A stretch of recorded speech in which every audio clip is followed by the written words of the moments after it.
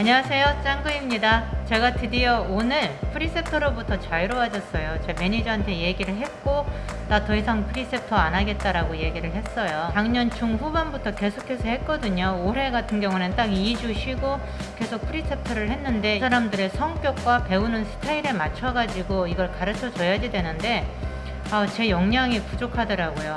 사람마다 배우는 스타일 다르고 성격 다른 것은 정말 힘들어요. 이게 한국 같은 경우는 가르치는 사람을 배우는 사람이 따라가는 형태잖아요. 근데 여기서는 그 알려주는 사람이 배우는 사람의 그런 스타일을 조금 맞춰주는 게 있어요. 그러다 보니까 이제 내 마음에 안 맞게 배우는 사람들은 이게 참 네가 알아서 배워 이렇게 할 수는 없잖아요. 프리셉터다 보니까 책임감을 가지고서 알려줘야지 되는데 이게 마음에 맞지 않는 경우에는 굉장히 힘들거든요. 사람마다 다 스타일이 달라요. 어떤 사람은 그냥 듣기만 하는 사람이 있고 다 알고 있다는 식으로 그렇게 반응을 하고 근데 나중에 시켜보면 전혀 모르고 있고 얼토당토하는 실수하고 있고 이게 정말 스트레스가 많이 쌓이거든요.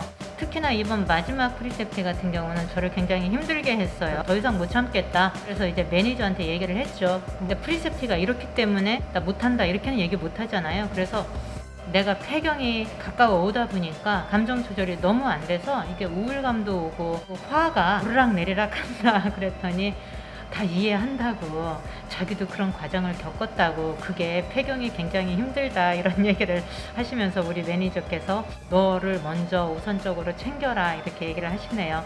그 신규 간호사가 들어오면 한 4주 정도는 이론적인 면을 하는데 시간을 할애하고 나머지 11주 정도는 실습적인 면을 이제 할애를 해요. 그리고 매 2주마다 프리셉터, 프리셉티, 수술 교육자, 매니저가 한 자리에 모여가지고 브리핑하는 시간을 가져요. 이 사람이 잘하는 게 무엇인지, 아직까지 못 해본 수술이 뭐가 있는지, 뭐를 더 우리가 도와줘야지 되는지 그런 거에 대해서 이제 전체적으로 알아보는 시간을 갖거든요. 어떻게 보면 배우는 시간이 굉장히 충분한 시간이라 볼 수도 있고 어떻게 보면 정말 턱없이 부족하다고 생각할 수도 있어요. 그런데 그거는 배우는 사람이 어떤 자세로 임하느냐도 굉장히 중요할 것 같은데 여기는 정말 또 먹여줘야지 돼요.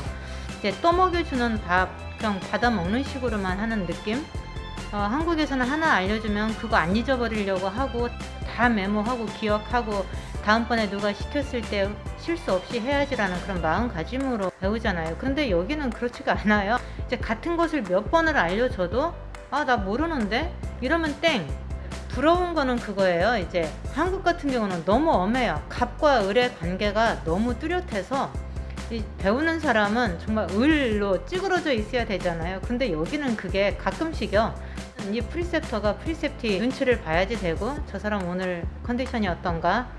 이 말을 했을 때 저 사람이 어떻게 받아들일까? 이렇게 그런 면으로 봤을 때는 한국보다 미국이 더 낫다라는 생각이 들어요. 좀 더 한국도 그 배우는 사람의 입장을 좀 인간적으로 대해주면 좋겠다라는 생각이 드네요. 계속적으로 저희가 이제 프리셉트를 이제 받고 있는데 트레이닝을 시켜놓고 나면 또 다른 주로 이사를 가면서 이 병원을 떠나는 경우가 있고 트레이닝을 받다가 떠나는 경우도 있고 다른 부서로 또 가는 경우도 있고 막 여러 가지예요. 그러다 보니까 정말 이 사람들은 트레이닝 시켰는데 끝까지 남아있는 경우가 그렇게 많지는 않아요.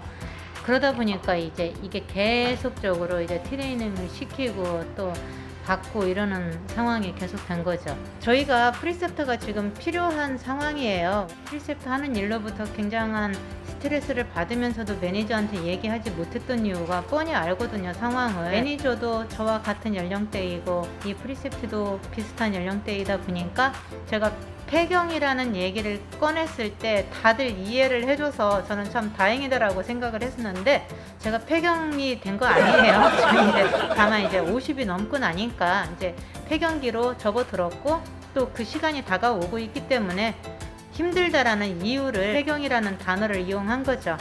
건강하시고 스트레스 덜 받으셨으면 좋겠고요. 오늘도 활기차게 보내세요. 활기!